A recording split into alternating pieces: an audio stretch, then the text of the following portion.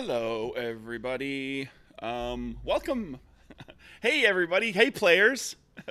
We're back after a bit of a break because of convention and other life stuff. And I was like, we got to make sure we have a game this week because if we don't, it'll have been a month, and that's no good. That's But just too we, long. but yeah, we hit Gen Con, and then there were life things that got in some people's way and everything. So here we are.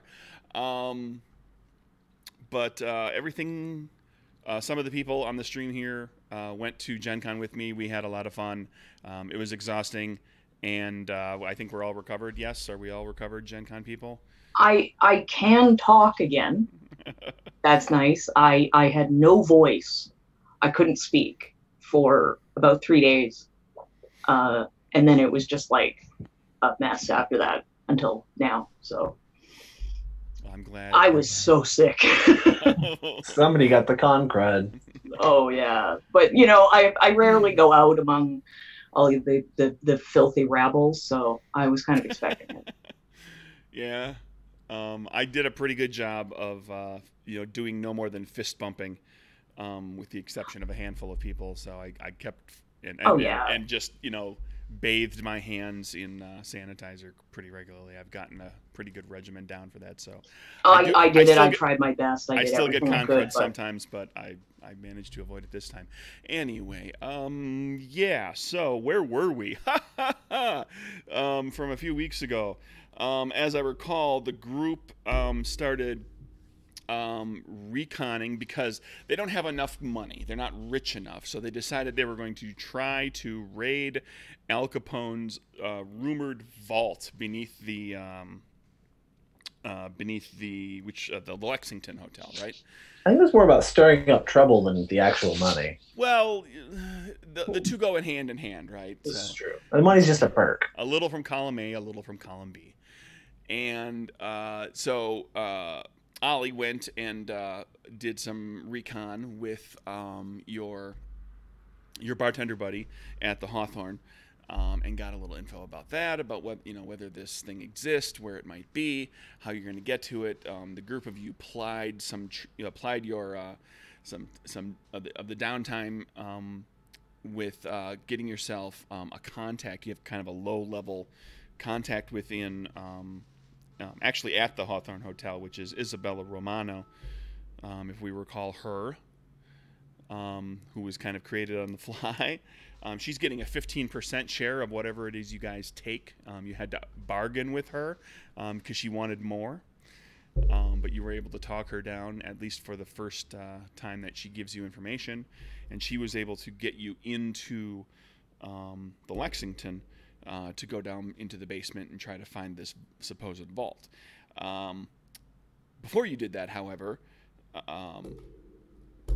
Kieran had a heart-to-heart with Maggie, with the woman that he kind of considers his mom, his surrogate mother. Kieran, what was the end result of the story with Maggie, or the meeting with Maggie?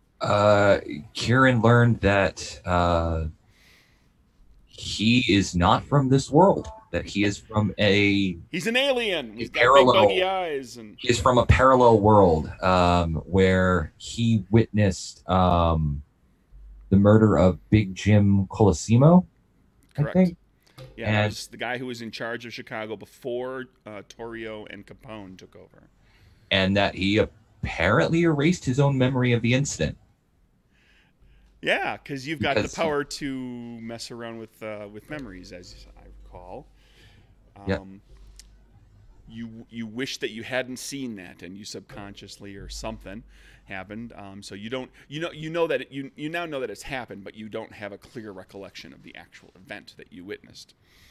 So, in other words, everything that he's done up until this point, these aren't the people who wronged him. His whole worldview has been thrown into disarray, and he's trying to sort of figure out what he's supposed to do now. Sorry.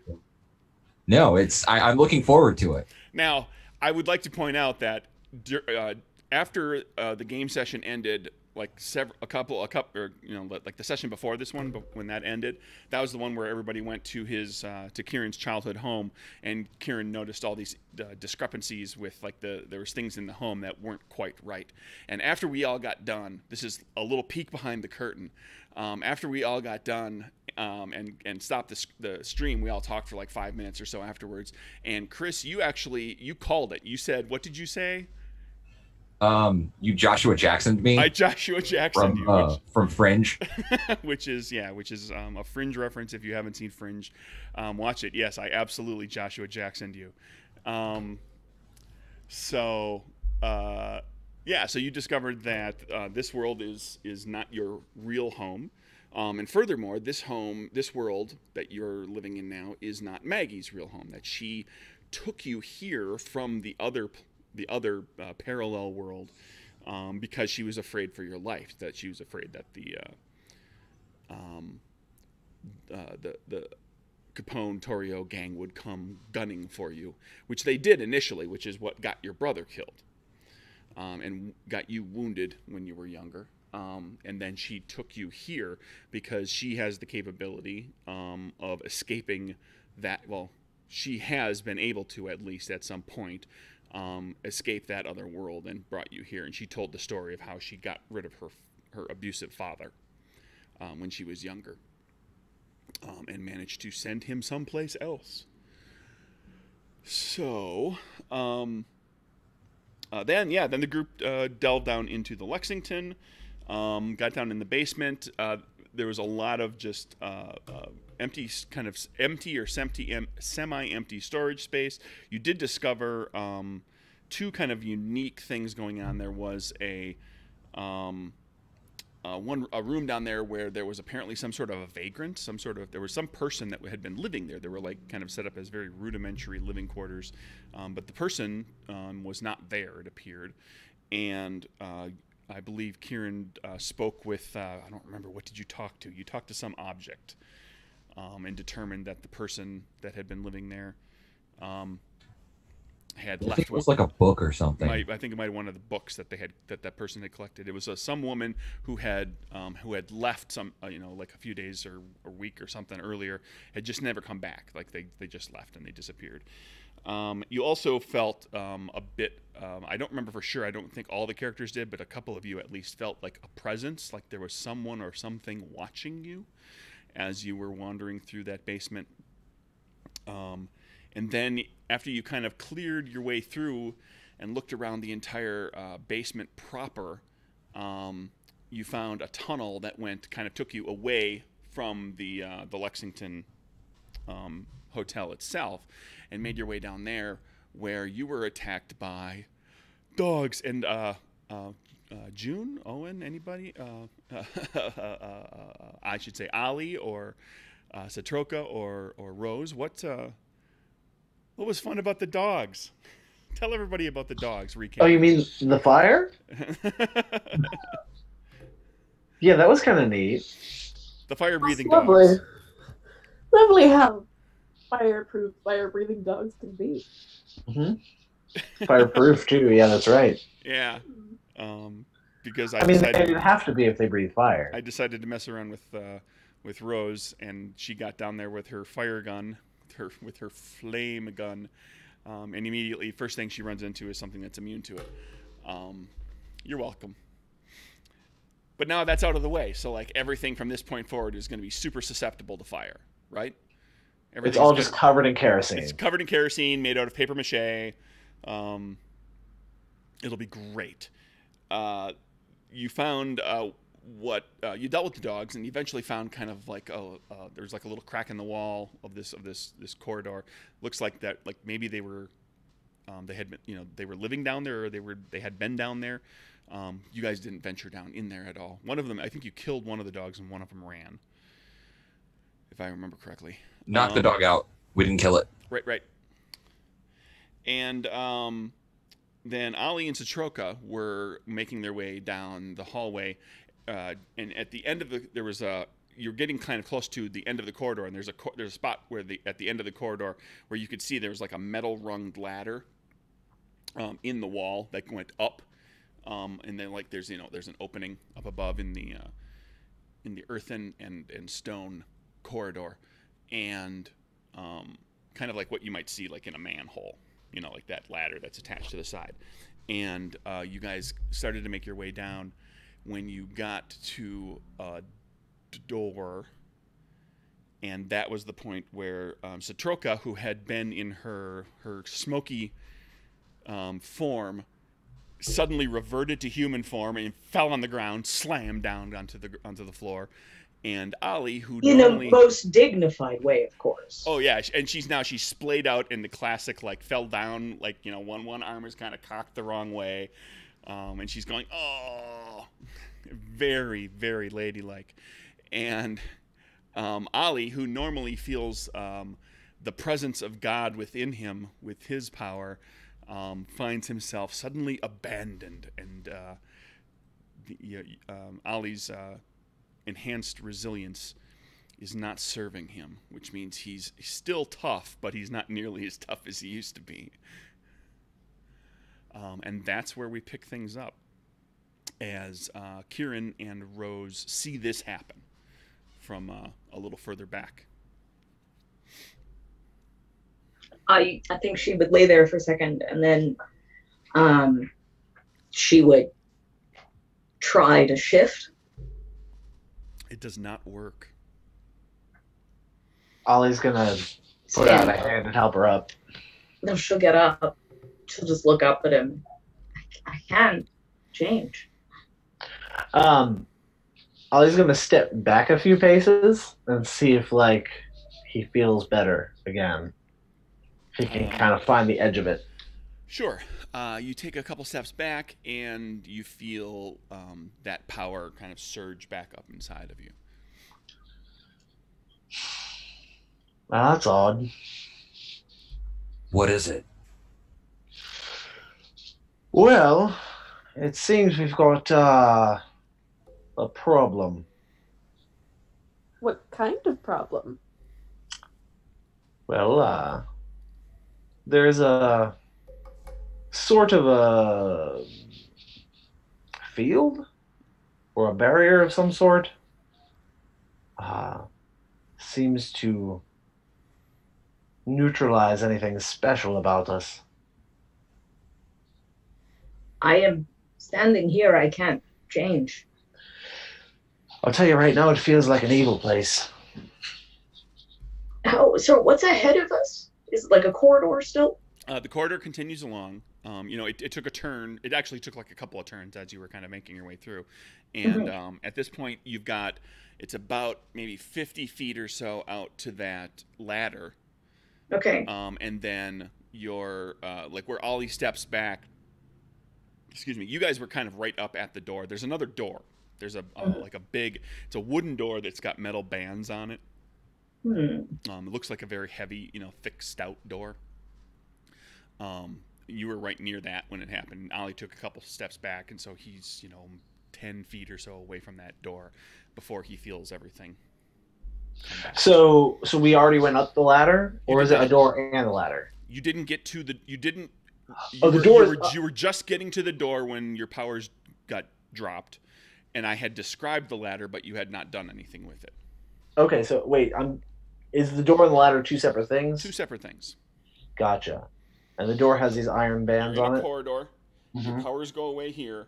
There's a door on this wall here, and then further down, there's a ladder up. I'm going to try the door. You go over and try. There's it's got a kind of a regular doorknob on it. Click, click, click, click. Doesn't turn. There's a lock. There's a lock. A lock plate with the keyhole down below. With the key in it? There is no key in the lock plate. Can I look through the keyhole? You can look through the keyhole. You look, and you see darkness. Okay. Rose is gonna walk over to the door and try to pick the lock. Okay. Ollie was fishing the dynamite out of his pocket with other plans in mind. This is my lock pick. Ollie, I think maybe is a bit big for a small hallway. Whatever's going on here, I don't like it, so I want to take care of it quickly. But please don't hurt us also. Okay, Rose. Let's see. Agility, mechanicals to pick the lock. I'm gonna stick with that one. King O Spades. You pick the lock, kind of tinker around with it for a little bit, and you get that familiar click as it unlatches, and you have, you believe, an unlocked door now in front of you. All right, I'm gonna try and open it. Okay. You swing the door. It opens out into the corridor, and it's dark like the room beyond is dark, but you've got a little bit of you've got light with you. Somebody's got a flashlight. Oh, we all had flashlights. Well, right, but are you all walking around with a flashlight in your hands? Oh, Because I am. that starts. I'm just checking because that starts to become a question of when you start fleeing powers or pulling out two-handed Tommy guns, Ollie. What happened to the flashlight? What's in the hand that's holding the? You got both grips. Oh, okay. Yeah, you duct tape it to the front. Except that the Tommy gun is held with two. That's right. It is, isn't it? And you look. Flashlight shine the flashlight into the room, and it looks to be like a storeroom. There's crates, boxes. This looks significantly different from the storage areas that you saw earlier in the Lexington, which were mostly filled with kind of broken down old stuff. Like there were boxes and crates of kind of disused, damaged goods. There was busted furniture or furniture that had a ripped upholstery that was not suitable for actually using in the hotel. Whereas in here, it's actually like. This doesn't look like a room where things were just thrown in willy-nilly. This looks like a place where they stacked things in here very specifically. Can I attempt to open one of the boxes and see what's inside? Sure. You go into the room, and Kieran immediately gets a racking headache. I mean, I probably don't notice that, so I'm still going to open the box. You all right, Kieran? Have I felt something like this before? You Does have this feel felt similar. You have felt this kind of really sharp, piercing headache back in the in Sully's pub in the tavern, or in your speakeasy when the portal was opened by the fella who showed up to buy the gun back from Rose. If you recall, a portal opened. On the other side of it looked to be like a burned out building, and two gentlemen, or like a gentleman and a woman, each holding Tommy guns, kind of pointed in your directions. And he walked through the portal, and the portal shut. And that's when you and Maggie both succumbed to your terrible, terrible headaches. Now, all that said, this is not as bad as that was. It's painful, but it's not like it didn't bring you to your knees like it did last time. Okay. Kieran just kind of holds his head and just kind of feels like when we were in the bar and that gateway opened. God, this hurts. I want to find what is happening. Why? I never heard of anything like this. Ollie, you go to one of the crates, open it up, and you find inside a number of oil, like table lamps, like oil lamps. Like when I say oil lamp, I'm talking like it's a big, tall lamp. It's a glass, glass. It's got like leaded filigree inlay and everything. It's like a floral pattern. It's a big lamp thing, and it's actually, it's got a wick. Well, it doesn't have the wick currently. It doesn't have oil in it currently, but you've seen them. You fill it up with oil. It's got a wick in it. You actually put like a lampshade on it. It's like a proper table lamp. And you see there's a crate that's got like 4 of these packed inside with straw all around them to keep them from rattling up against one another. I'm going to take one out and just kind of take it apart and examine it and see if there's anything Anybody who's up tricky or by the special door, about it. anybody who's up by the door sees Ollie do this. You pull one of the lamps out. It's a pretty standard version of what it is. Okay. It's So it's nothing that they're like using to smuggle. No, it doesn't appear so. You can see through it. It's heavy in that because glass is kind of heavy, and on top of it, these lamps tend to have lead metal bottoms, so they're very bottom heavy to kind of help, to keep them from, so they don't slide around the table, so you can't nudge it and actually slide it on the table too easily. Well, I'm going to spend another minute or so looking around and see if I can find any oil that goes to these lamps. Hey, Ollie, are you looking for something for your room? Ollie, you don't hear her say anything. Okay. I'm going to continue, see if I can find any oil. Okay. You go looking around. You don't find oil specifically, but you go looking and you find, kind of looking through some of the other boxes you find, or crates, you find a number of other like stashes of pretty good condition. Like these are probably spares kept extra to be used in a hotel. Replacement things like there's linens in a couple of the crates. There's kitchen utensils, not like fine silver kind of stuff, but like ladles and kitchen knives and cutting boards and things like that. This is a proper storeroom for a hotel. I think I know what's happening, but I doubt Ollie does. Can I try yelling something at Ollie? Ollie. You yell, and Ollie, you don't hear anything. You're just kind of at the point that you're all talking to him. Ollie, you're like halfway.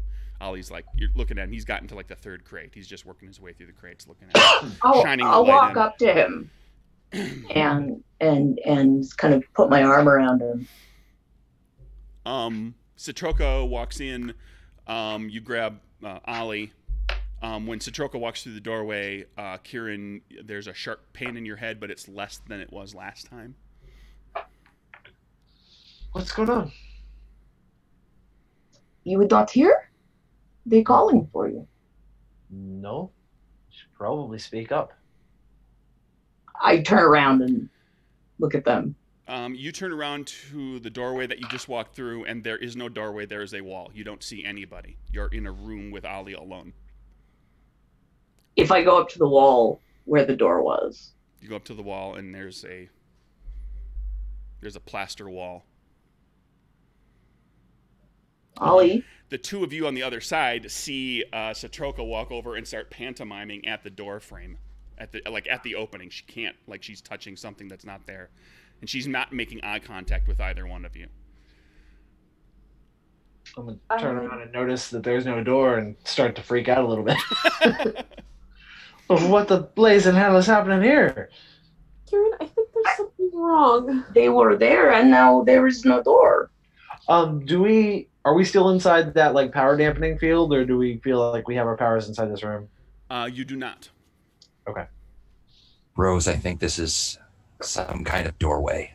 Please tell us. Is there any other doors in the room, or is it totally sealed? No, there's another door on a I'm gonna different go wall. try the other door. Could have sworn it was on that wall. Can I? Yeah. Go. Can I try to grab one of them before they? Can I try to grab Satroka before she walks away? Can I reach through and grab her? Sure. You reached through to grab Satroka as she walks, and your arm reaches out kind of and passes through her as she walks away. She turns around and starts to walk away. And Satroka, you don't feel or see anything. Okay.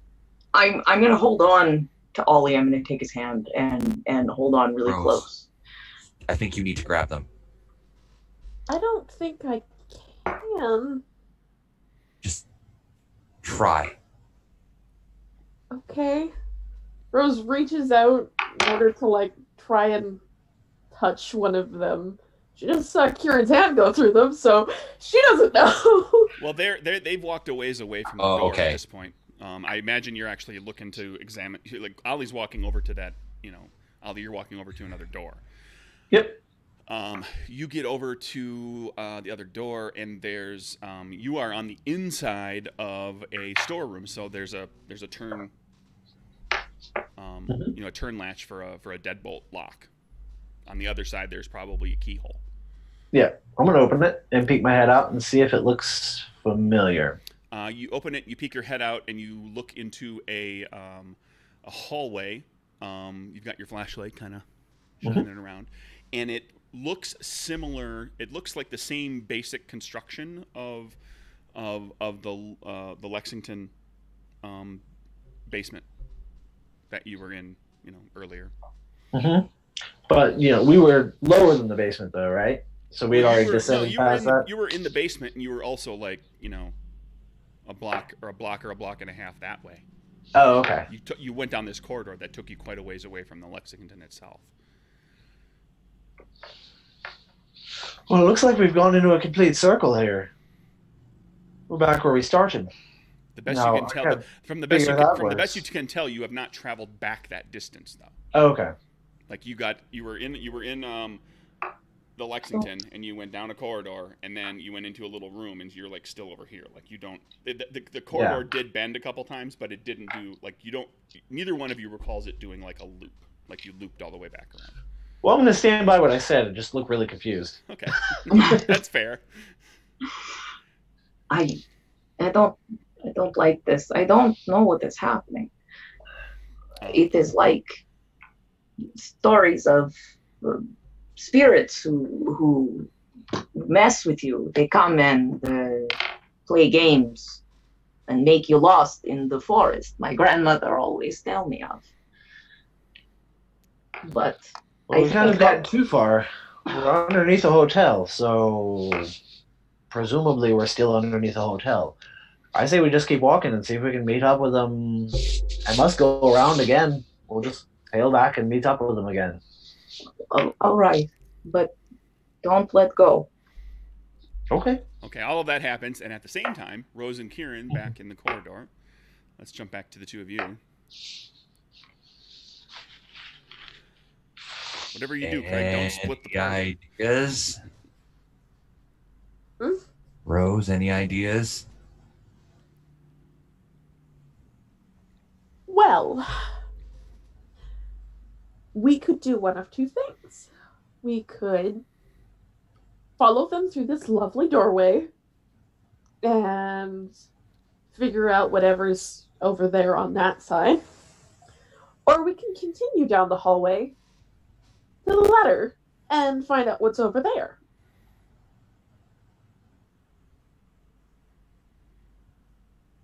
I mean, I don't think the door is going to disappear suddenly if we walk over that way. So my options are down the rabbit hole or through the looking glass. Wonderful.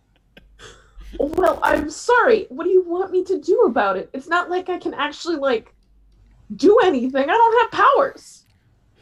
And Kieran, for the record, over here at the door, because you were over there now, you are in the same boat. Like, you feel like your mind capabilities that you have, all of your powers are gone.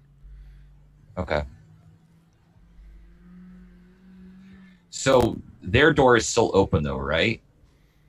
Like the metal door that they had picked and then they walked through, that door's still open. We can still see sort of inside the storeroom where they were. Well, you can see in the storeroom, and at this point, you guys are talking while they're still trying to figure. They're still in the.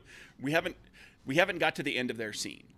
They're still trying to figure out what to do at this point. Like, they went in there and they were looking at different boxes, and then they were talking about what was going on. And Rose. So you're seeing they're still technically in the room at this moment. Can you shoot your fire beam at something that's not going to catch fire?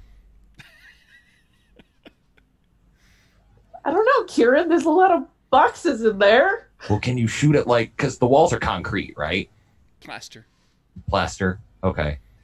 Can you just shoot in front of them somehow, get their attention?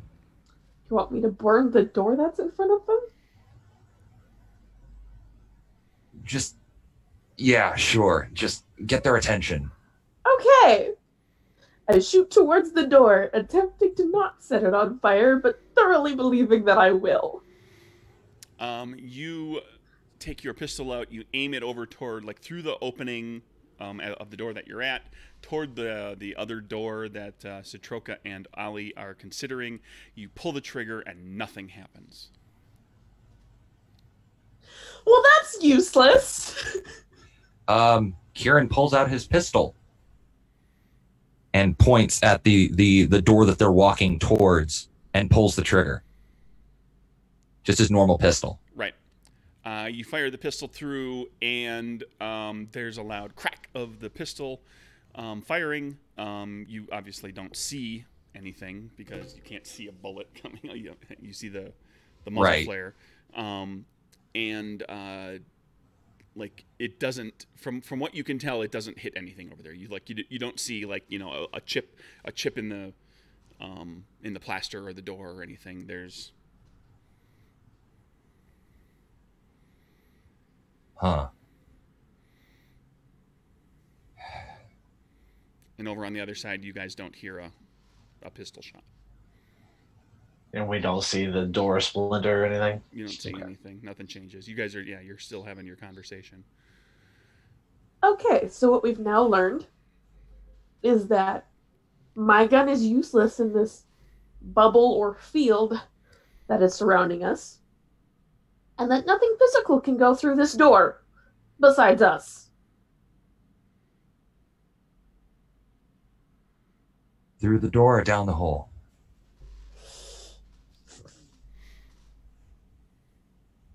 Rock, paper, scissors? Let's coin toss. Sure. Pulls out a coin, Sounds better. flips it. I go heads.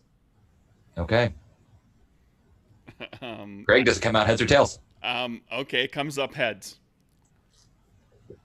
I look at Down Rose. the rabbit hole we go. All right. So we head towards the hole.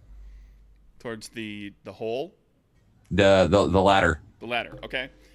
You walk over to the ladder, and you get to the ladder, look up, and it does, in fact, go up to, you get, like, it's earth and dirt and stone and whatnot, and then it kind of gets up a little bit, and then it looks like there's, like, a concrete barrel, basically, which is what a manhole looks like. It's, set into the ground. And the rungs of the ladder, which are just metal, stuck into the ground, into the wall, they go up, and there's a manhole cover up above. After you? All right. Head up the ladder and see if I can peek out of the manhole. Okay, you start climbing up the ladder. When you get just about to the manhole, you feel your powers return. Okay. And you get to the manhole cover itself, which is incredibly heavy. Okay. You can give me a strength athletics check to push that up from dangling on a ladder. Yeah, this is gonna go great for Kieran. Okay. Strength athletics. Yeah, not bad. King of Hearts. Okay. You manage to pop it up and just poke your head up enough. You're kind of pushing the, so that here's where it was. You push it up far enough so you can kind of look, and you look out onto a streetscape at night. So you can just make out the little lights here and there, a few lights in buildings, the lights of some cars. Do I recognize what street this is? It's hard to say from this kind of vantage point, but I mean, it looks like a Chicago City street. It looks like, okay.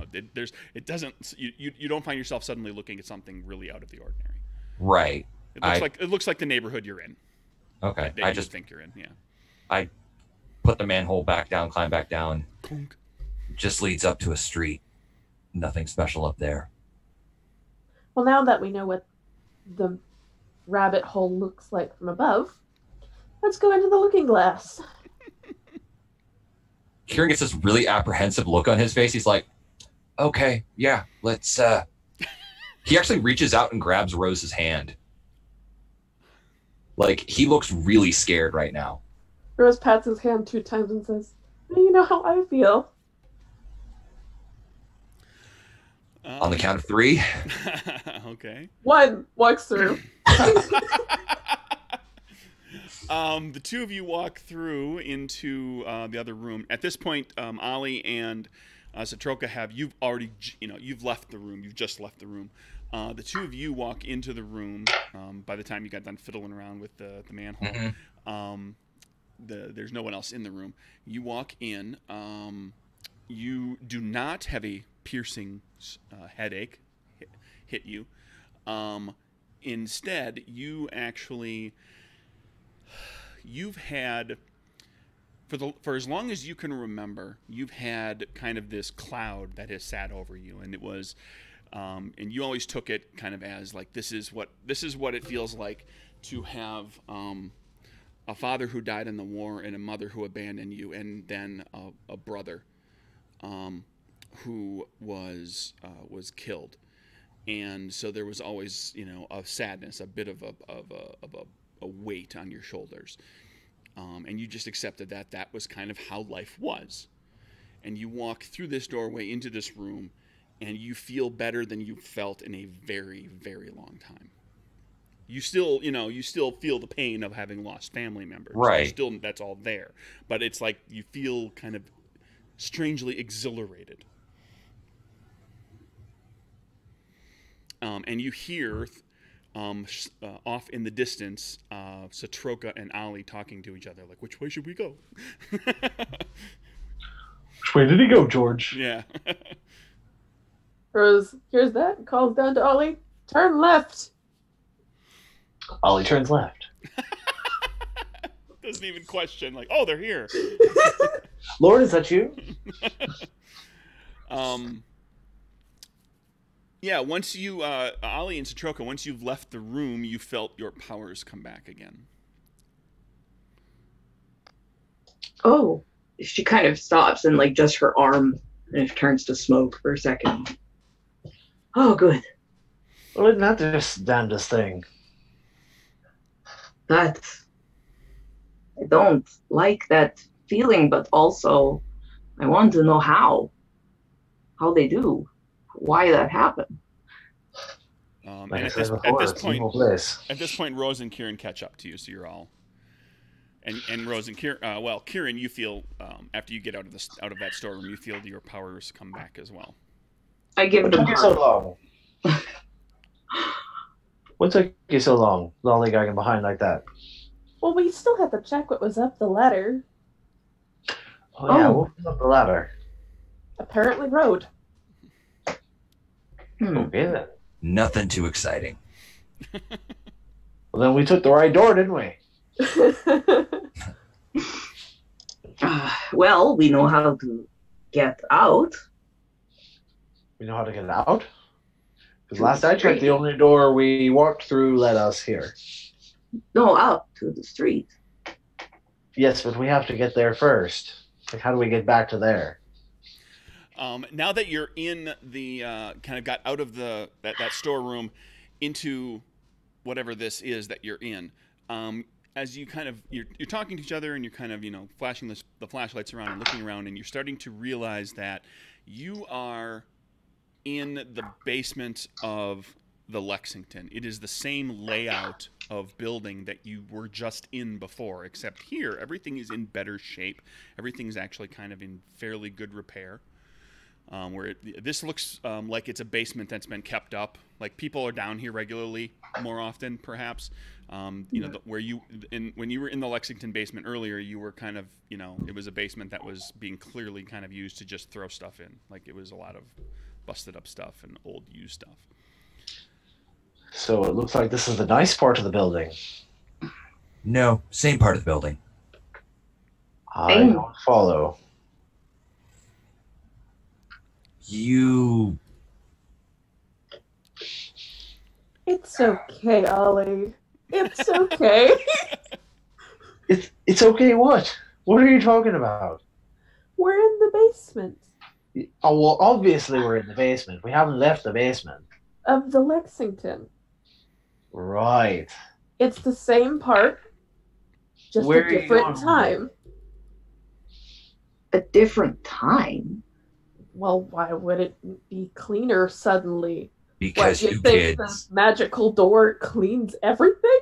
Because you kids aren't in Kansas anymore. You are not in Kansas. I don't understand. Kieran very quickly writes Gone with the Wind.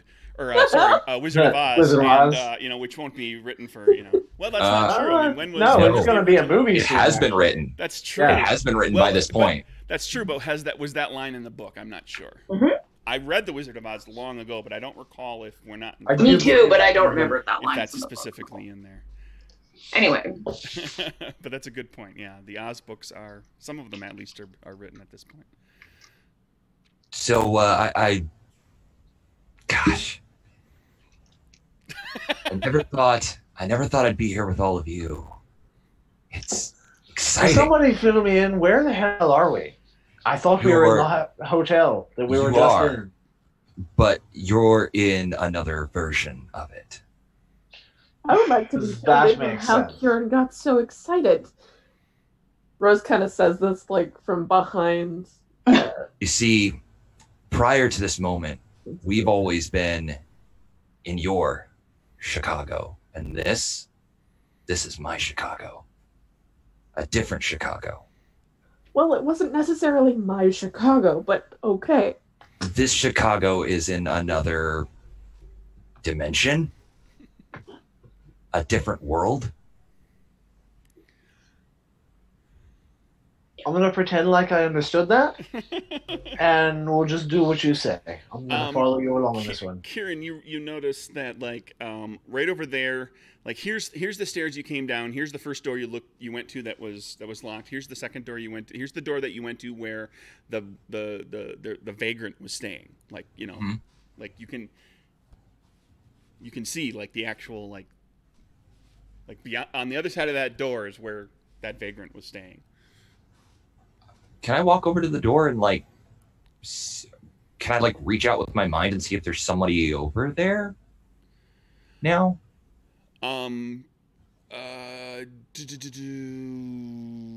Unless you have a boost that allows you to do it without being able, you normally need to see your target. Okay. With powers, you normally need to be able to see a target, and there's usually, if there's a way to do it without actually seeing your target, there's usually a boost that allows you to do it, or a higher level of the power that allows you to do it. Okay. Like Dimension Step, there's a version of Dimension Step where you can actually Dimension Step into a place that you can't see. You can decide to go to the other side of a wall where you can't see. Gotcha. So you'd have to actually get the door open. Okay. All right, I open the door. It's locked. Okay. You should knock first. What if there's a person behind it?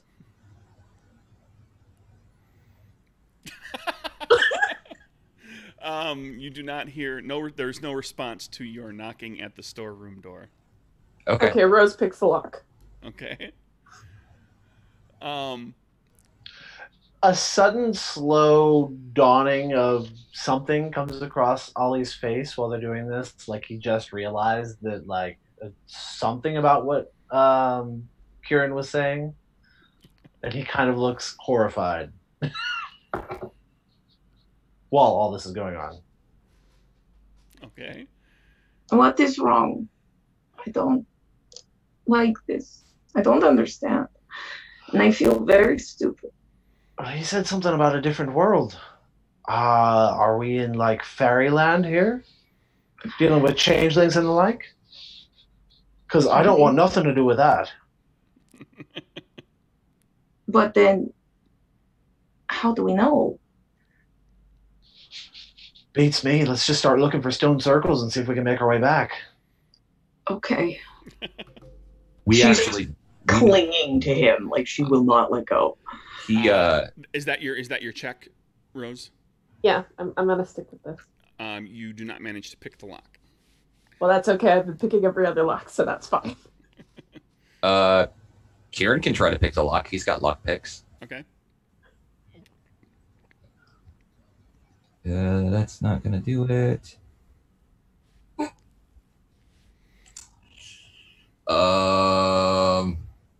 Let's see. Do I want to? Yeah, I'm gonna burn a Moxie because I don't want to break my lock picks. Didn't help. What is my agility? Let me make sure I'm doing this right. Otherwise, I think I've pretty much just broken my lock picks. Kieran's agility. Yep, I broke. Yeah. Okay. I fail with clubs. All right, well, that's a botch, and I'm going to take your suggestion, and you snap your lockpick off inside of the keyhole. Well, I guess we're not lockpicking that now. Well, you've got dynamite. Well, yeah, we do. Yes, we do. But I'm pretty sure I don't want to blow up in a confined space. yeah, let's keep moving. Okay, well, where are you going? I mean, you're in the basement of the Lexington. As far as you know, there's only one way. Well, there's, if there's another, if that corridor exists here, there's that, but there's also the stairs up and out. And there's technically a freight elevator.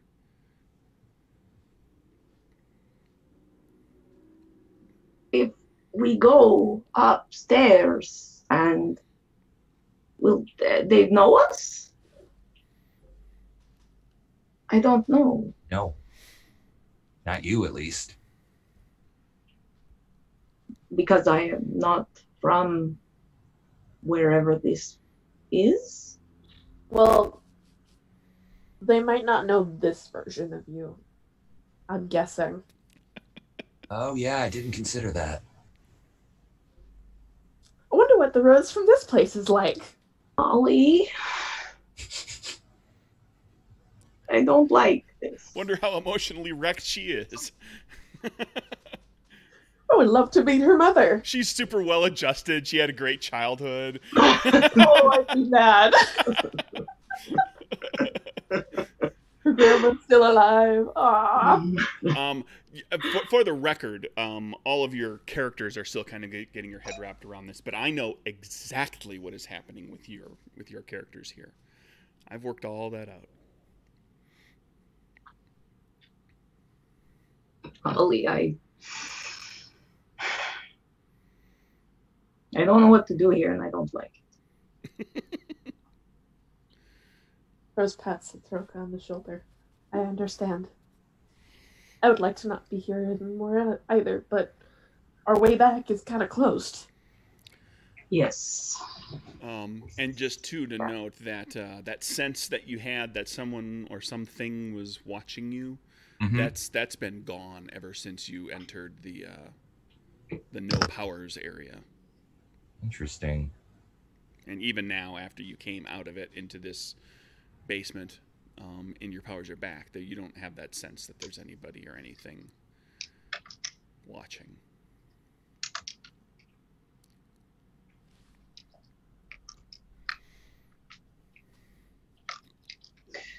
Okay.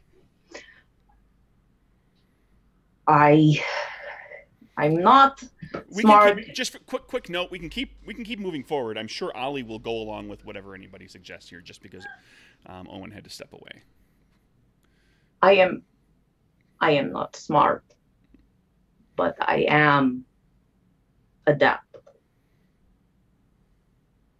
I will be. Whatever you need me to do, I will do. Hey, I'm sorry. I'm gonna have to go. My son is throwing up all over the place, so That's no good. Oh, poor guy. yeah, he just woke up vomiting everywhere. So I've gotta go. I'm so sorry. That's okay.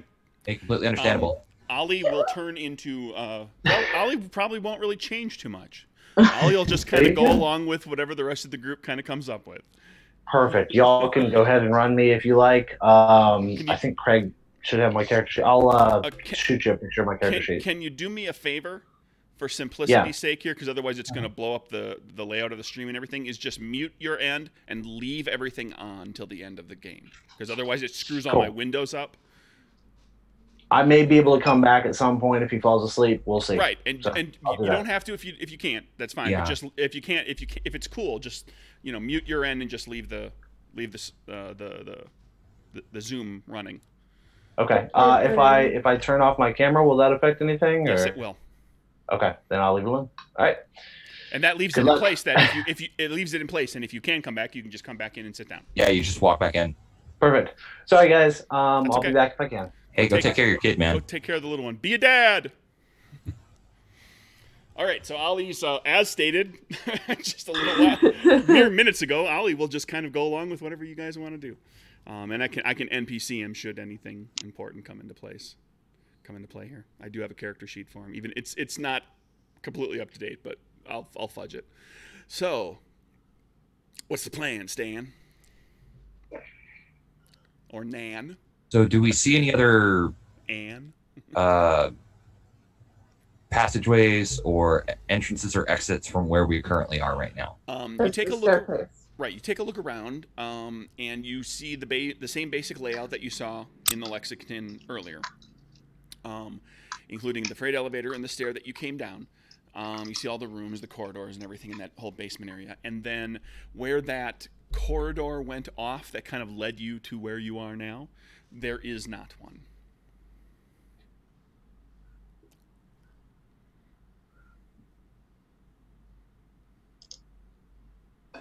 Just a blank wall right there. Edge of the building. I guess we're not climbing up any ladders today. Or at least not any more than the one we did. I'm going to give. You need me to. I'm going to give everybody a moxie for your first interdimensional travel. I think that deserves a moxie, right? I'm pretty sure poor Lig is always. And Kieran just botched, so one for you too, an extra for you.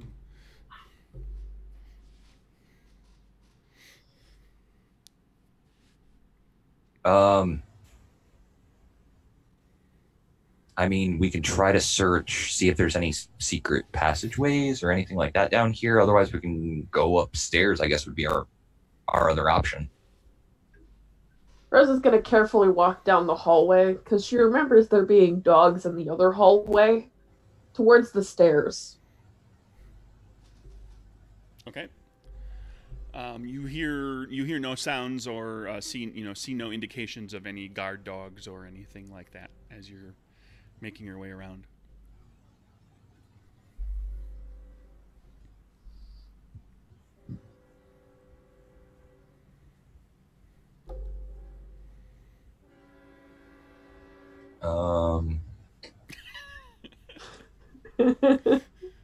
Don't everybody speak at once.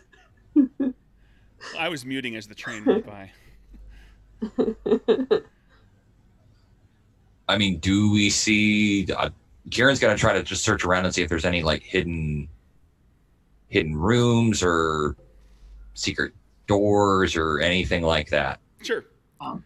Any of those weird, secret passages that all those old castles had that you hear in the stories, right? That's right. Perception... perception, sense, yeah. Anybody who wants to make that check. I will, too. Okay. I've got perception. Straight perception.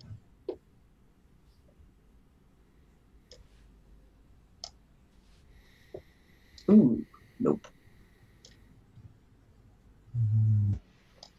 Right. Oh, that's fine. That's fine. Kieran will stick with his 9 of hearts.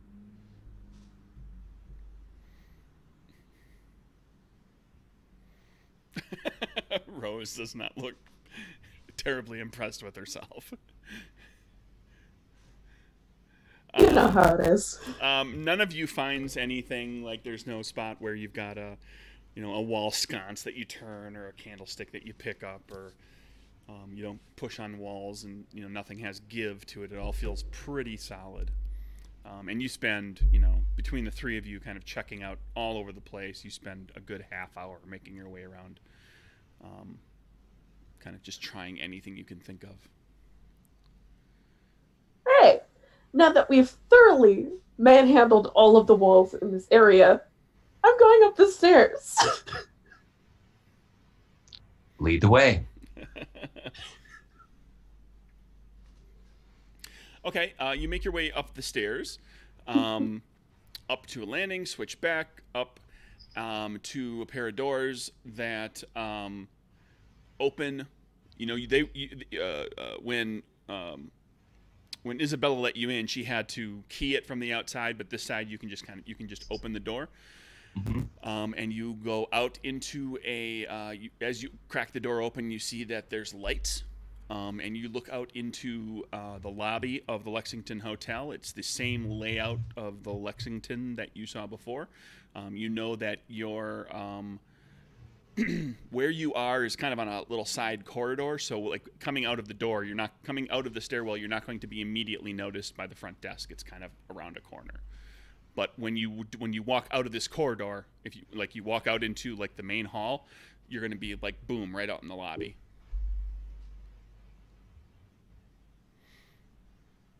Okay. Let us be brave.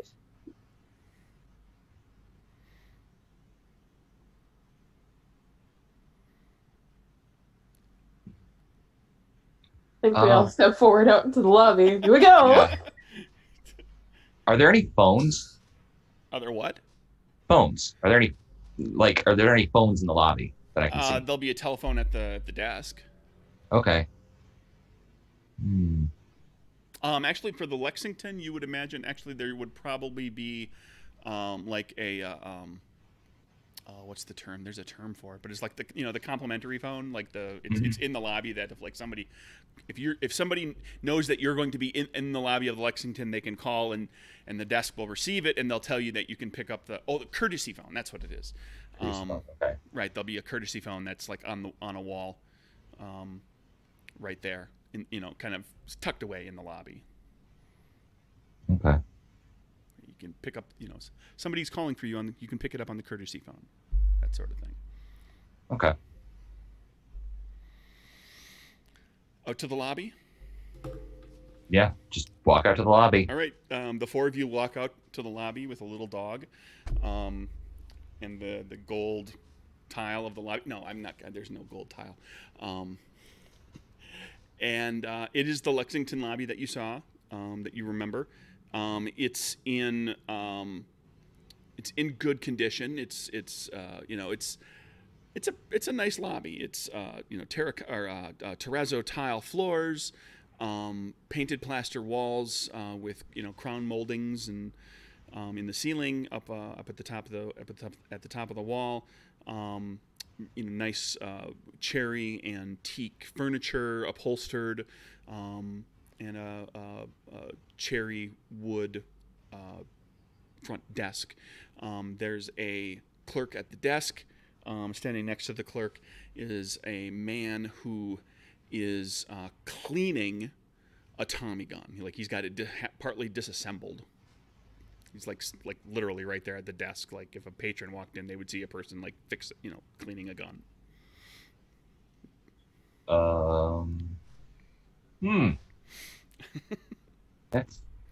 That's a little different. So it's clearly disassembled, right? Yes. I'm gonna walk up to the guy and say, "Hi, how are you?" He looks at you. I'm fine. And just like he barely barely acknowledges your presence. He kind of looks up, sees you, says, "I'm fine. Having a good night." And he's sitting there and he's got his his pipe cleaner and his little bore and making sure that the everything's nice and clean, that there's no residue of anything on the inside of any of the mechanism.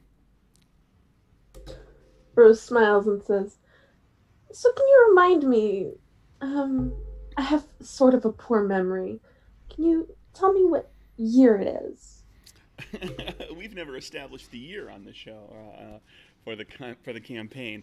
I was purposely not doing that, but this is probably a good enough point that we should. Let's call it 1925, and that is in fact what the year is that you know it to be. And he says 1925, and he looks at you kind of funny, and so does the clerk. I'm sorry, it's just I have this little issue with amnesia. I was hit when I was a kid, so sometimes I just can't remember things. What's my name again? All right, give me charisma deception to sell that so that they don't get immediately suspicious. All right. Charisma deception. Ooh. What? Satroka, have I driven you to drink tonight? Totally. Totally. Excellent. Or, well, I'm probably going to stick with either one of the queens that I pulled. Well, So there's the last one that you pulled, so that Yeah. one won't cost you any moxie to use.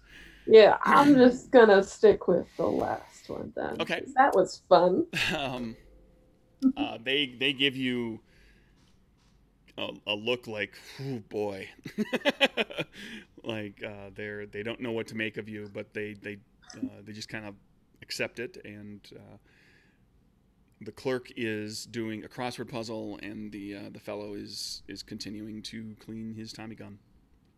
I'm gonna walk back to the group, kind of looking around like, where am I?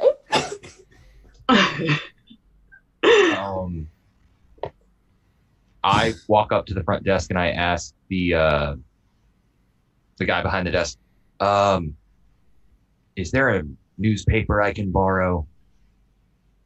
Got a newspaper I can want to check the numbers from the track. Sure. She provides you with a newspaper. The Tribune, the Chicago Tribune. What's on the cover? What's front page news today? Front page news today is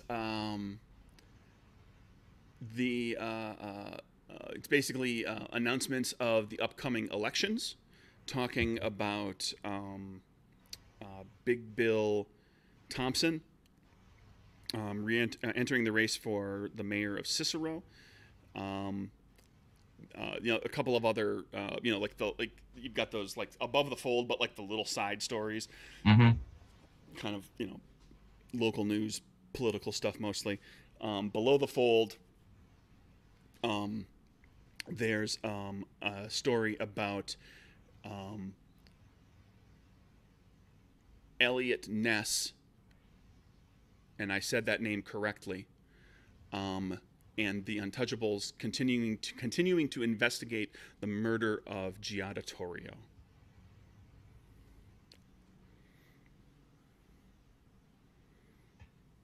I take the paper and walk over and I show it to Rose, and I just pointed that story.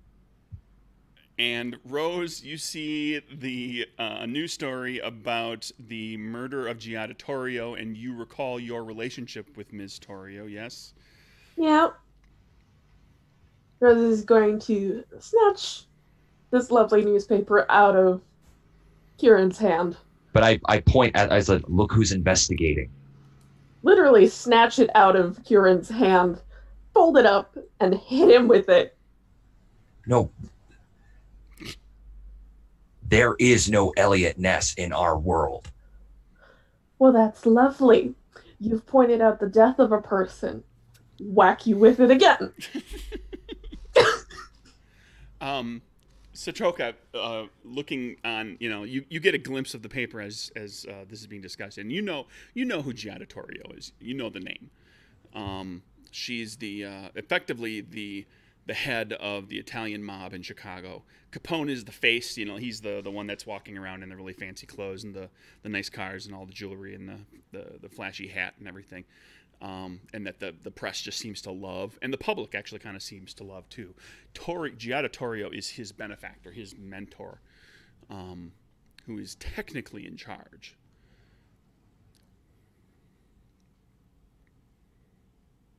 Even though Capone is the face.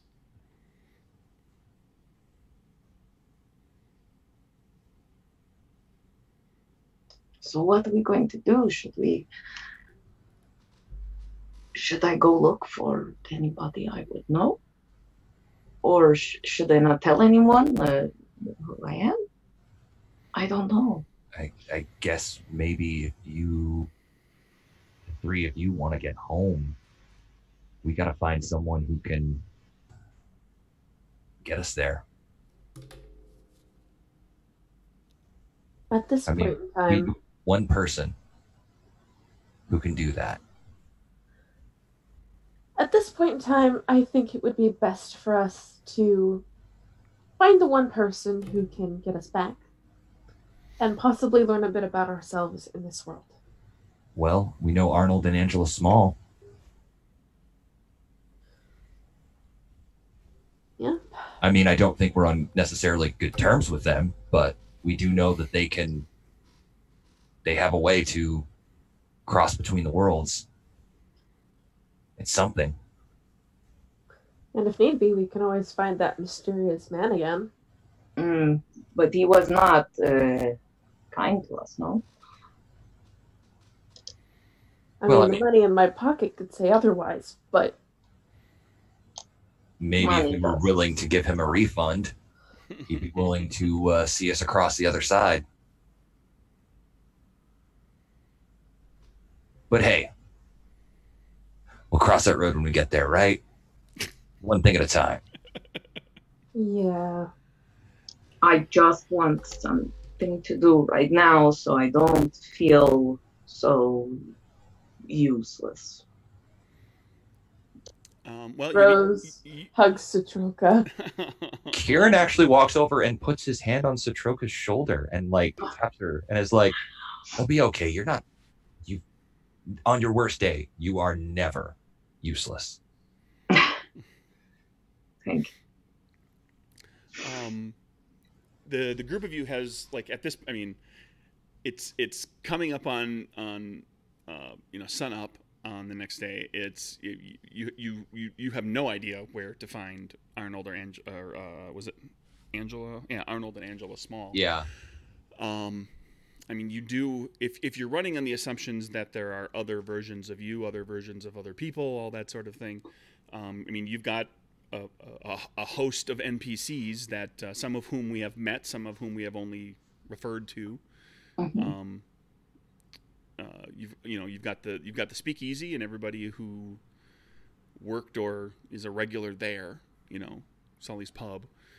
You've got let's see. I actually had to remind myself. I actually wrote a bunch of stuff down. Sure. I'd actually be really curious to see what Sully's Pub looks like. There's the O'Donnells. There's Baba Zoya. There's Citroka's. There's like Citroka's whole neighborhood, really, which we've only other than Baba Zoya and a couple of her sons, we've really not touched on a great deal yet. But her parents are there. Then there's all sorts of people in that neighborhood in general. Michael O'Malley, of course, from the Stevedores. Hazel Anderson, who is Rose's queen of the of the ne'er-do-wells. There's Giuseppe. We haven't really touched on Rose's family yet either, so I think for right now we should probably find a place to stay, because I doubt we're getting out of here within a day. Well, I'm open to suggestions. A lot of my bridges are burned over in this world. Well, I don't know if they would know me here, but we can go to my neighborhood, see. Well, they know the other you. Maybe, if there is another you. Only one way to find out. Well, let's go try. Okay. Let's try the bridges that were once burned. The group of you heads outside, and as the sun starts to come up, you start looking for transportation to where to Little Ukraine. And as the city starts to be lit up a bit by the rising sun, you realize that the comment "burned bridges" actually is not off the mark on a number of things, because you see that there are a great many buildings in Chicago that are burned out husks that have not been torn down or replaced. Easily 50% of the buildings around you as you start making your way, and you're not finding a cab anywhere. You start walking around. You walk around several blocks, and you see just, some buildings that are fine, but then there's, for every building that's fine, there's another building that is burned right to a husk, or is damaged enough that there is likely no one living there, or if there is anybody living there, it's squatters that have no place else to go. There have been a great many fires in Chicago. since yesterday. Or in this Chicago, anyway. Do the fires, like, do the buildings look like they're old, or do some of them look recent? The like, as far as like the actual construction, the decor, like the style of the buildings. Yeah. Do they look like contemporary 1920s buildings? Yeah. Yes, they do. They do not look like 1870s buildings. They don't look like October of 1871 buildings. They don't Okay. look like Yeah, buildings that's that sort of where I was going. They don't look like buildings that were burned in the Chicago fire, the actual historical big Chicago fire that took place in October of 1871. Ask Craig why he knows when that happened. Nope. No? Okay. I know. Fine. This place does not look like where I remember. I think we're going to end up having to walk as well, Satroka. So... Yes, let's walk. I mean, do we see any cars along the street anywhere? Yeah, as the day starts to get moving, you do see cars, but you're just having a hard time finding any. I got to double check where Lexington is, where the Lexington Hotel is, and man, I don't have a lot of light in my room here. Is the Lexington out in Cicero?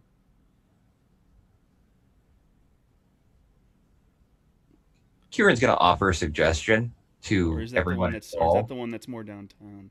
He looks to you and he goes, well, I mean, if there's not an available car with someone who's willing to take us, we can always steal one. Yes, true. Let me double check this stupid thing.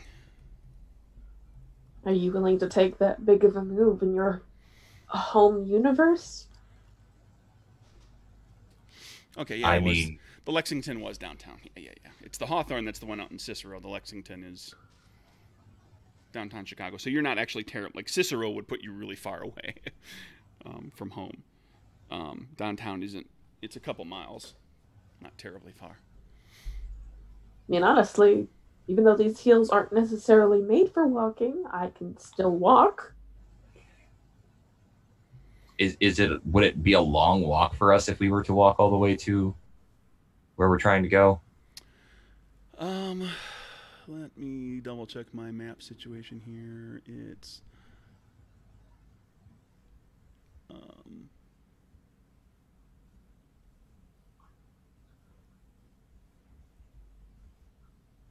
hold on, sorry. Where the hell?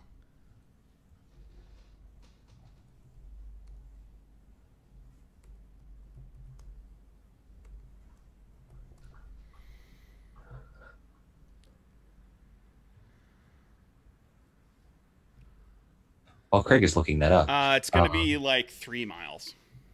Okay, it's not terrible. No. Though it might be for if Rose is in high heels. That might kind of suck. Oh, I can go maybe unlock a car. Or you could procure a vehicle. Let us do that. Yeah. Okay, you go to find a car. Who's going to borrow the car? Let's go for one that is relatively easy for us to acquire and will not draw a lot of attention when we do. Sure. I mean, you can find something in an alley. You know, it's kind of off of a main street, so you're not right out in the middle of any activity. Yeah, and then I'll do that. Okay. Expertise conveyances to Hotwire. Okay. Can Karen help? Yeah, you can go advantage? ahead and do that. Well, what I wanted to do was I was going to go and unlock it from the inside for him. Well, that's easy enough. Yeah. Mm-hmm. Who's going to try? Who's going to get it started? That's the question. Yeah. You can try if you've got better expertise than me. Kieran's got an expertise of 3. Yeah, go ahead. Okay.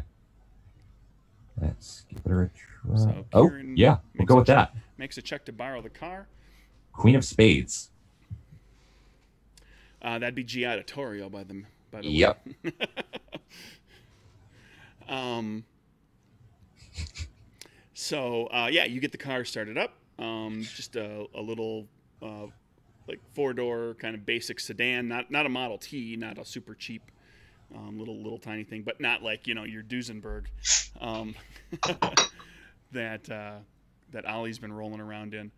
And I think I shared this with Owen, but Rose, when we were up at Gen Con in Indianapolis, a couple of us, we drove on our way back and forth between the hotel and the convention. We passed the Duesenberg factory, the building. Yeah, that was awesome. Where that was really cool. Car was made. Just happened to discover it, like driving by one day. It's like, hey, it's the Duesenberg. So I have a photo of it. I can send that to you if you're interested to see what it looks like. Well, of course, I'm interested in looking at cars. Well, it wasn't the cars. It was the building. The location of the old factory. We never did go to find out if there was like a museum or anything like that there. It was just the building. No, we didn't. No, we just saw the building. It was cool though. Yeah, it was a random discovery. They So probably have factory tours then. well, they don't make Duesenbergs anymore, but they might tour you through, like, if the space is intact, if like everything is still, for who knows, there might still be some equipment that's sitting in there. Or maybe it's just the sign. That's all it is. They just kept the building. It's a historic thing, and they've got the sign out front. Anyway, so you get yourself a car, and you make your way off to. You're going to Little Ukraine. Yes. Yes. You make your way over, and. Jeez. 1 second here.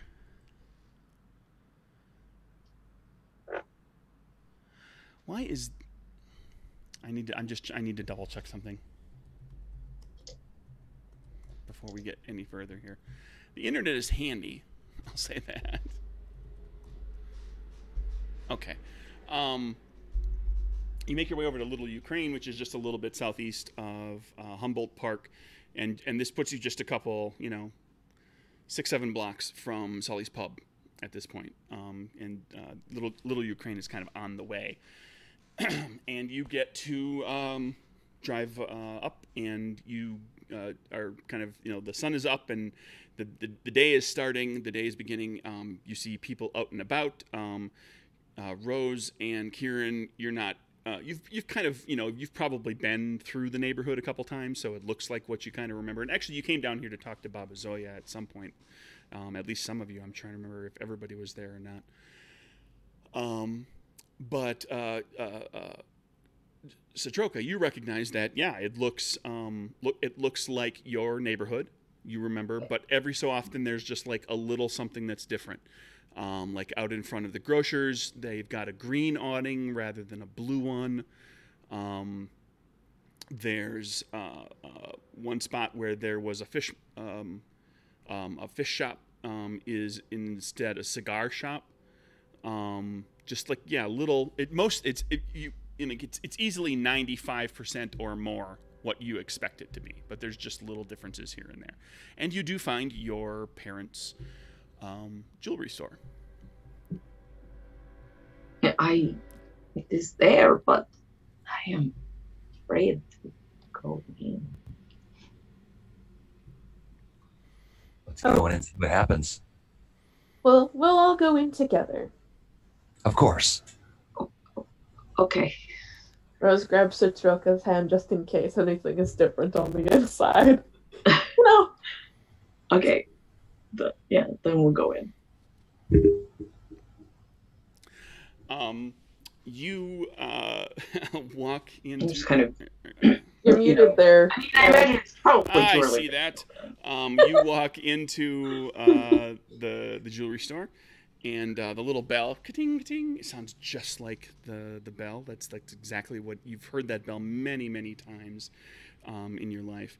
And there's no one else in the store, but you can hear sort of some shuffling around from back in the kind of back behind the counter in the storeroom in the back.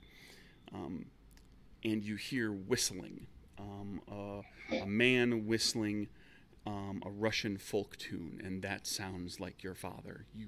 He whistles while he fiddles around. Whenever he doesn't have anybody to talk to, he whistles. She kind of, nudges Rose. Rose is solely watching. Satroka starts filling with excitement. I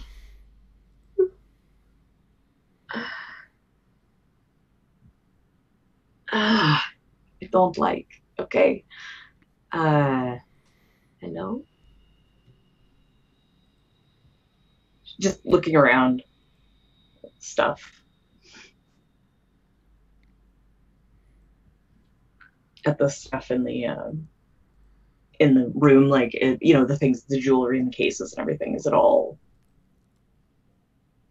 like usual stuff that she expected, or? Looking around, you haven't been, you haven't worked in the shop for some time, so his stock is always changing. Like there's always people selling stuff, buying stuff. He's always bringing, so like from week to week, what's in the store changes.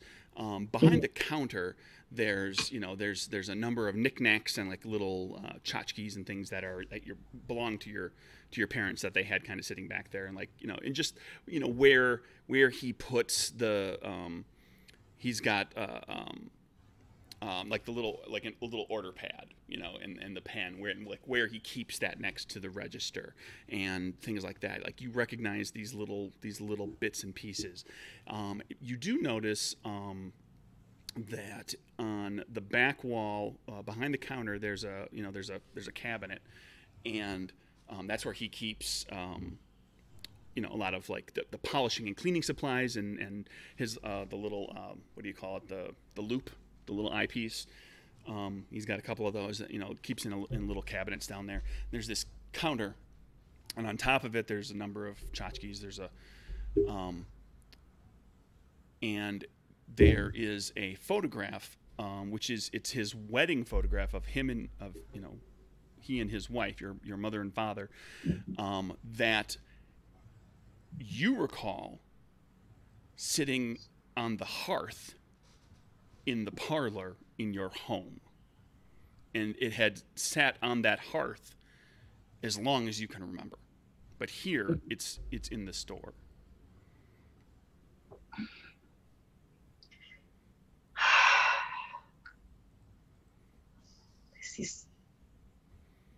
This is like a bad dream.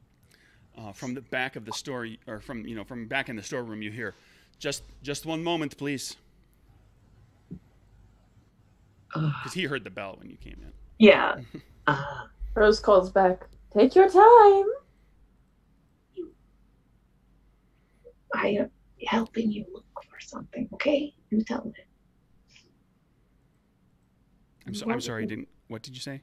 You want me to tell him that I need help? After that, you looking for something. I want to. I don't know if he will know me.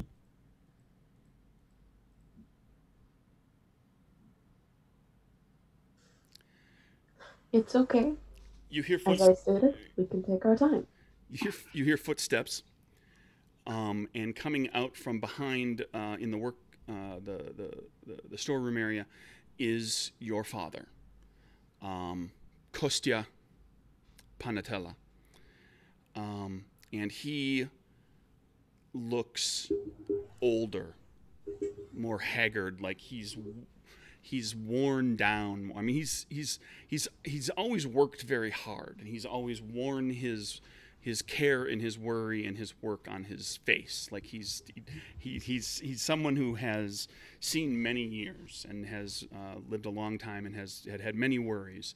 But he seems even more worn down, and he comes out, he glances across the group of the four of you, and his eyes come to rest upon Satroka, and his lip begins to tremble, and he says, my little Devushka, and he just barrels out from behind the counter and runs up and wraps his arms around you in a huge bear hug. Oh no. And she hugs him. And he starts sobbing. I thought you were gone. I thought you were dead. They said you were dead. Oh no. And he falls to pieces in your arm. She just loses it. She can't handle it. It's too fucked up for her. I walk over to Kieran and kind of whisper to him, like, we're gonna need to know what happened to Satroka now. And maybe to the rest of us. Well, the rest of you. I know what happened to me.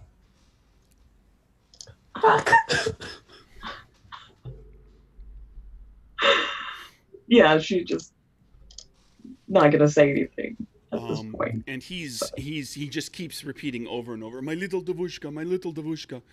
Yeah. I hope I'm saying that right. That's and she's just that's Russian for girl. Like he always called you his little girl. Mm-hmm. She's just crying, even though you were grown. She's still completely lost him composure. And this goes on for quite some time to the rest of you, an uncomfortably long time, where he is clearly grief-stricken and now rejoicing, but he's just like every emotion is just pouring out of him at this point. Kieran's gonna take Rose aside and just start looking at the jewelry that they have here and be like, so what about that one? Do you like that one? Rose is questioning the colors that he's pointing to. I mean, if you don't like it, you can just say so and we'll get something else. It doesn't have to be a big deal. Kieran, in his quick attempt to just find a way to like let these two have their moment, just whirls around and looks at you and stands and just like points at like this jewelry here, and starts, do you like this one? Do you like this one? And Rose, you realize that he is pointing at wedding rings. He's pointing at engagement rings as he starts to say these things. Yeah. Rose is looking over at all the engagement rings and she says, yeah, that would be lovely for whoever's your girlfriend. So Ollie just sidles away from the discussion, and Ollie just blends into the background as best he can.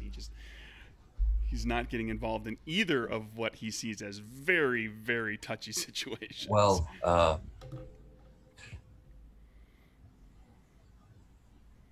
okay. Kieran extends his hand and he goes, hi, my name is Thomas. It's nice to finally meet you. You extend your hand to whom? To Rose. Oh, okay. Thomas Grimshaw. That's my real name. That's my name from this place. It's the name I was born with.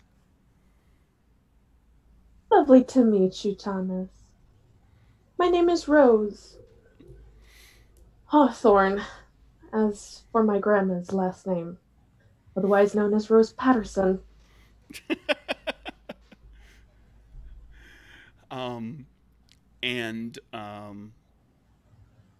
Satroka, your father, finally composes himself, and stops leaning so heavily on you, and he's doing his best. He's wiping away tears. He says, "What happened? Where have you been? I was told you were. They said you died in the fire. Where have you been? I don't understand." I don't know. I am confused. But Ollie, he helped me. I'm sorry, what did you say? Ollie Ollie helped me. Yeah, that's he what she helped said. me. Who's this Ollie? And I point him out. And he runs over and now gives Ollie this giant hug, and Ollie's really uncomfortable. The Ollie in the room. And he gives him the big, the kiss on the cheek and the kiss on the cheek, and thank you very much. Thank you so much for bringing my baby back to me. I am. You must tell me what happened. We must. But first, we must sit and we must. Are these friends of yours? Yes. Can I offer you anything at all? I have coffee. I've already eaten. But I can close the shop. We can get food. We can go. No, that's okay. All we would like is your hospitality. Just a place to stay until we figure out our situation. Place staying burned down, unfortunately. This has happened to many places. Do they know why all these fires have started? It was all part of the fighting between all the gangs. What gangs? He goes on to tell you the story of fighting that basically tore the city of Chicago apart a great deal over the last couple of years. The Italians, the Irish, and then a variety of other smaller gangs that kind of allied themselves, some with each other, some with the Italian and Irish themselves. There was even some influence from New York and Detroit and Milwaukee and Kansas City, with alliances being made and men with guns coming from these different places. And there were many bombings. The bombings have ended since Belcastro was killed. James, is that the right name? Pardon, just a moment.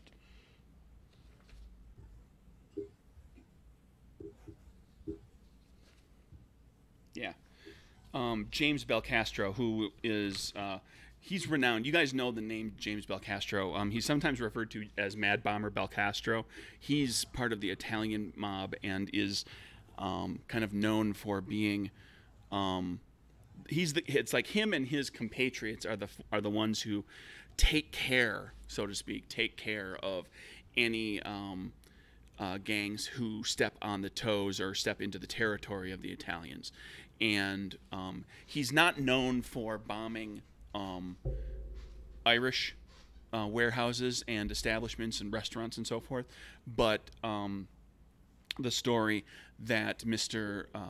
Panatella is telling is that he and others like him took to there were gunfights in the street, and then there were bombings just galore, like just apartment buildings that were known to house a good number of gangsters, or that where meetings were being held at, restaurants, hotels, casinos, speakeasies, many speakeasies, warehouses. Just there were hundreds and hundreds of bombings and fires set over the last couple of years. It's only recently that the violence has died down. There's still some violence, but it's not nearly what it was. Where supposedly the story goes amongst the people on the street is that Giada and Dean O'Banion, who's the head of the Irish, came to an agreement to band together to put down all the rest of the violence that was going on. And there's still kind of subgroups within, there's in any group there's always like some hotheads that are still going to kind of get into it with each other.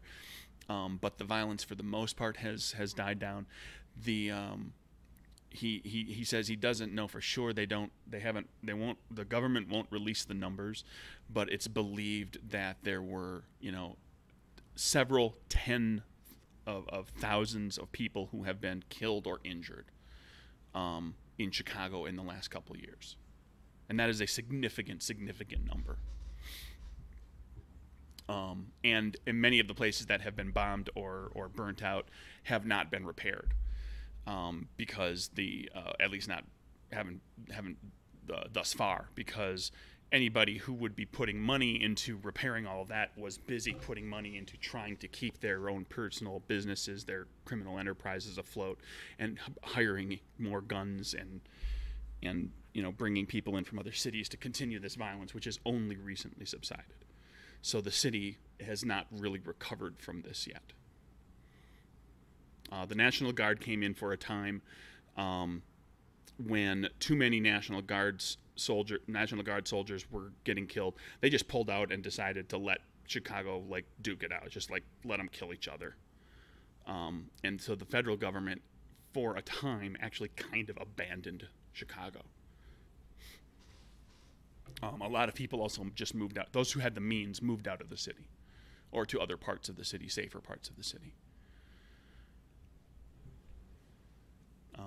Little Ukraine is one of those neighborhoods that, again, we've talked about this with when we have talked about Satroka's background, is that there is a very strong familial relationship, a camaraderie between all of these, many of them being immigrants, oftentimes first, recent, actual immigrants, they've come from Russia just themselves, recently, or maybe there's, first generation American born. So there's you're not surprised, Satroka, that while the neighborhood has taken its fair share of it's taken a bit of damage. It's been hurt. There have been some injuries and things. That the neighborhood is actually relatively good shape, and that it wasn't abandoned. The people stayed and fought for it, which is not surprising to you given what you know about the people that you grew up with.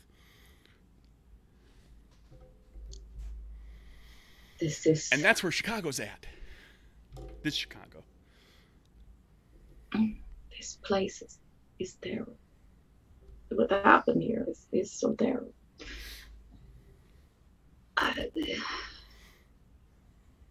So much suffering.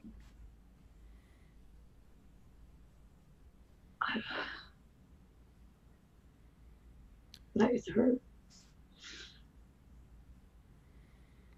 It hurts to see. Your father, through all of this, telling the story of what's been happening here, has been holding your hand and gripping it very tightly in his. He has not even come close to letting go of you since the moment he started hugging you. Yeah, she's too freaked out at this point to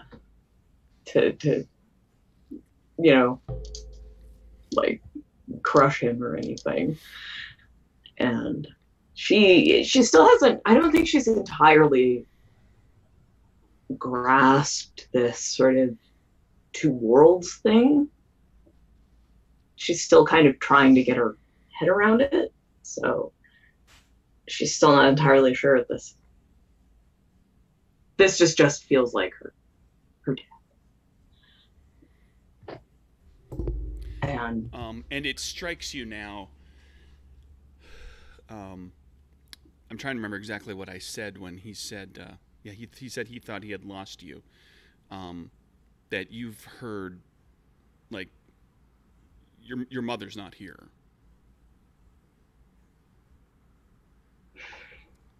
She should be here. When the store is open, she's here. What? I don't remember many things, Papa, but what happened to...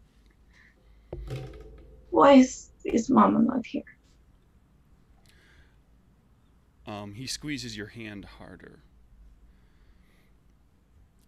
He says, there was a fire at the restaurant. You had gone with her for her birthday to take her.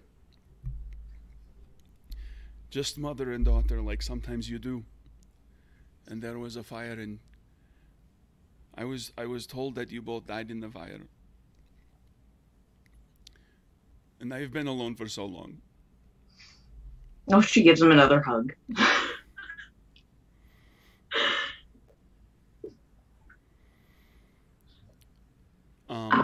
Do they know who was responsible?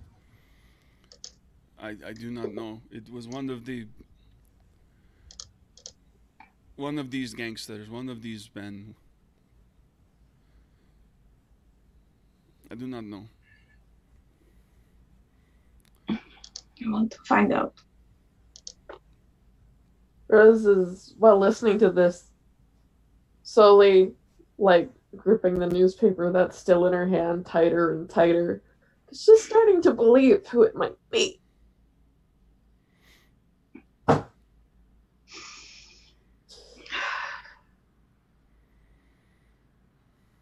But that we can stay.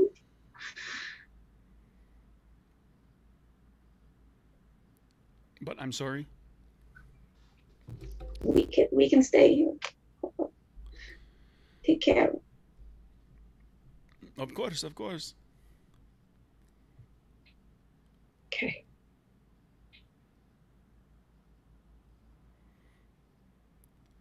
For the first time since you walked in, he loosens his grip on your hand and he lets go of your hand for just a moment. He walks over behind the counter, and he goes to the wedding photo, and he sort of leans into it. And you've seen him do this before, on the rare occasion when your parents are apart, when your mother would be gone for any amount of time longer than just like going to the grocer. If she was going to be traveling anywhere for a day or two, because sometimes she would go to visit people, and he, of course, would, being the good shop owner that he is, would keep the store open much of the time. He would go and talk to her in the photo, and you hear him whispering to her, and then he kisses his fingers and puts them on the photo. He walks back over to the front door and he locks it. And he says, "Today we're closed." Okay. Then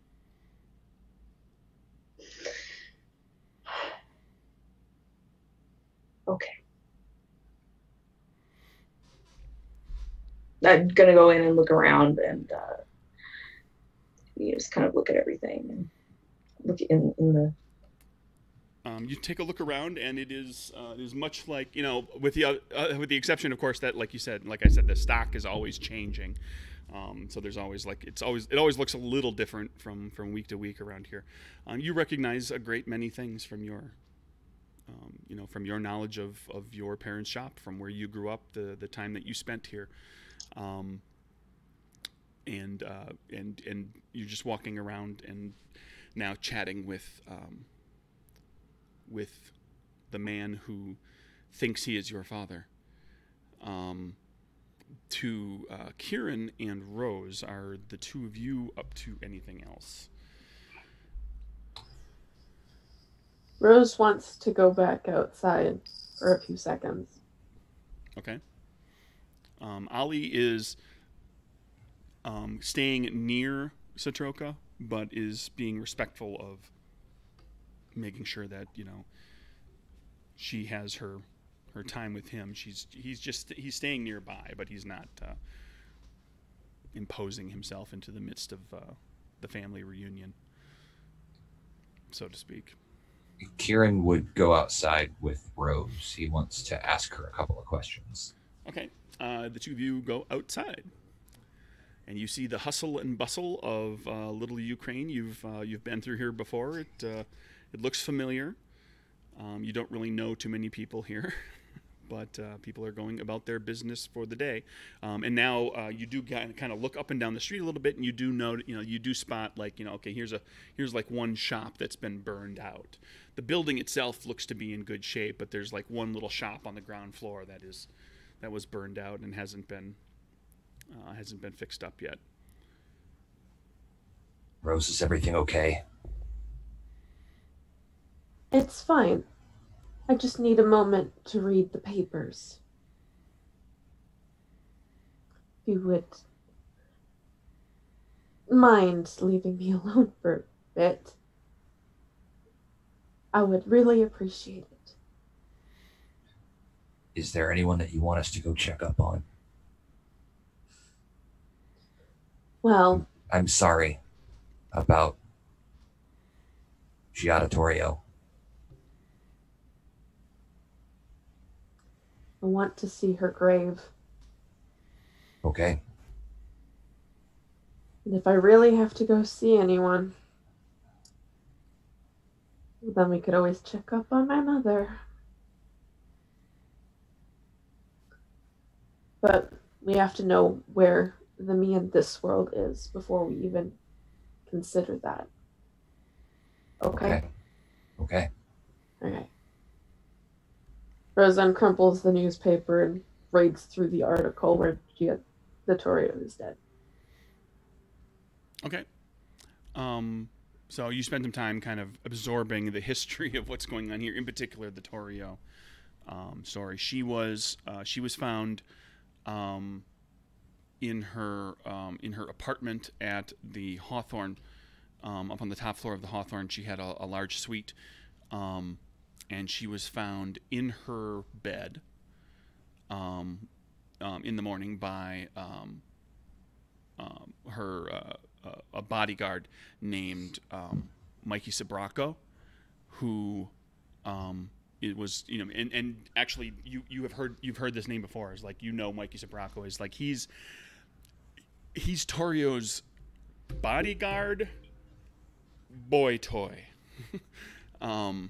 Like she's this older, she's like super cougar, with her hot young bodyguard that she keeps around. And he was actually, she was found by him in the morning, dead, shot in the head in her bed while she slept.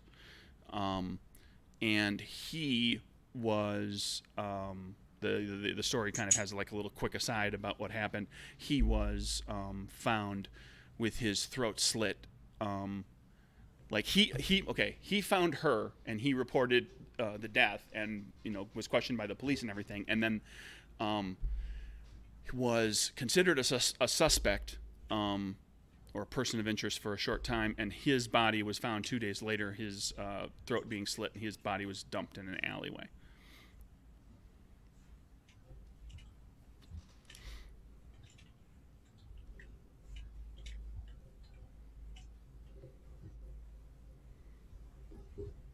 Well, Rose takes a newspaper in her hand and says, "This was trash," and rips it to pieces. And for the record, just, you've heard stories here and there that it's entirely possible that it sounds likely that Sabraco was, that was an execution for failing in his duties. Like that's what that feels like. He was guarding her, and so he either did it and was executed for it, or failed to protect her and was executed for it. Very, very possibly on the orders of Capone.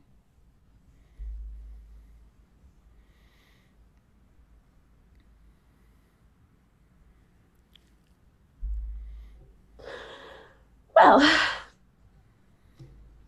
I don't have time to feel sad about that. Let's go back inside. Kieran turns and just hugs Rose, if she lets him. She doesn't say no, but the fact that he suddenly hugs her causes her to, like, violently cry on him. Okay. And I'm assuming he's just going to let her, and they have a little moment there for a little while. And with that emotional scene following up on a whole other emotional scene with Satroka, we're going to kind of fade into later, a little later in the day, when rumors start to spread around the neighborhood. And in fact, when you go and kind of hear people talking about it, you come to realize that this sounds like a rumor that is spread far and wide. That over, north of here, about 7 or 8 blocks north, there is someone who is claiming that in the late at the night, almost in the morning, like well into the night, past when most people are out drinking, that he was walking home from a speakeasy with a friend of his named Oliver. And Oliver, in the middle of a sentence as they were walking along the sidewalk, going home from the bar, Oliver just disappeared. Just gone. And that's where I'm going to end our session tonight. Hey everybody, how's it going?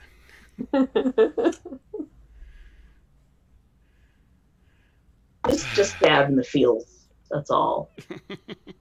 Yeah, I think we're all kind of lost somewhere in the emotions that is this tidal wave. Well,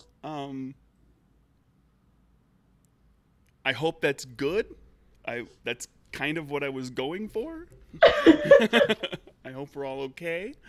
But we're going to call this a game, and we'll pick up again next week, everybody. So for those of you watching or listening, thank you very much. We will continue with Capers, the Chicago way, perhaps with slightly less emotional scenes next week. We'll see what happens. No promises. But that's where we're at. So thank you, everybody. And say goodbye, everybody. Bye. Bye. Bye.